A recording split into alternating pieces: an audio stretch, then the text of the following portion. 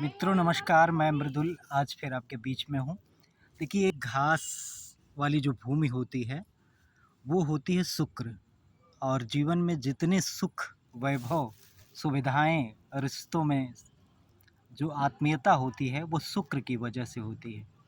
तो यदि आप चाहते हैं कि आपके शुक्र देव सही रहें, आपके पति-पत्नी के रिश्ते मधुर हों और साथ ही साथ सभी के साथ आपके संबंध मधुर हों, अच्छे हों, तो इसके लिए शुक्र की कृपा ज़रूरी होती है। तो मित्रों, ये आवश्यक है कि आप शुक्रदेव की कृपा प्राप्त करें। तो जब भी आप पार्क जाएं, तो घास वाली ज़मीन पर, घास वाली भूमि पर ज़रूर आनंद लें, क्योंकि आपको भले ये लगे कि कपड़े गंदे होते हैं, लेकिन आपके शरीर से ज़्यादा महत्वपूर्ण कपड़े नहीं हो सकते। और घास वाली भूमि पर जब आप स्पर्श करते हैं, तो आपका पृथ्वी तत्व बढ़ता है। आपका जो पृथ्वी तत्व है, ये बढ़ता है और शरीर से बहुत सारी ऐसी जो बीमारियां होती हैं, वो कम होती हैं, क्योंकि भूमि के स्पर्श से एक तत्व हमें प्राप्त होता है। और आप सभी जानते हैं कि ये मनुष्य का जो शरीर है, वो पंच तत्वों से मिलकर बनता है। छित जल पावक गगन समीरा, पंच रचित यही अधम शरीरा।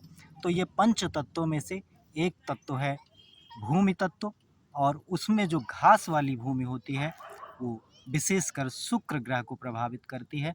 तो आप में भूमि तत्व बढ़ता है, पृथ्वी तत्व बढ़ता है, और साथ ही साथ यदि आप घास वाली भूमि पर टहलते हैं, घूमते हैं, तो आपका शुक्र ग्रह मजबूत होता है, जो आपको जीवन के समस्त वैभव देता है और विशेषकर रिश्तों में आत्मीयता का भाव आप में जागृत करता है। इसलिए मित्रों, जब भी आप जाएं, तो नंगे पाँव कुछ देर ज़रूर ज़मीन पर टहलें, भूमि पर टहलें, उसका स्पर्श करें। ये शरीर के लिए बहुत ही आवश्यक है, और साथ ही आपके मन मस्तिष्क को भी मजबूत करेगा।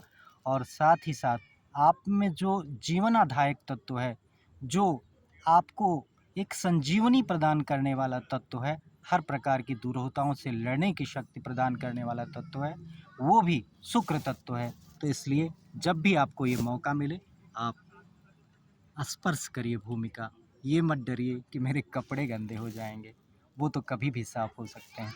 लेकिन आपका शरीर यदि एक बार बुरी अवस्था में पहुंच गया, तो वो नहीं सही होगा। धन्यवाद मित्रों, नमस्कार, शुभ रात्रि।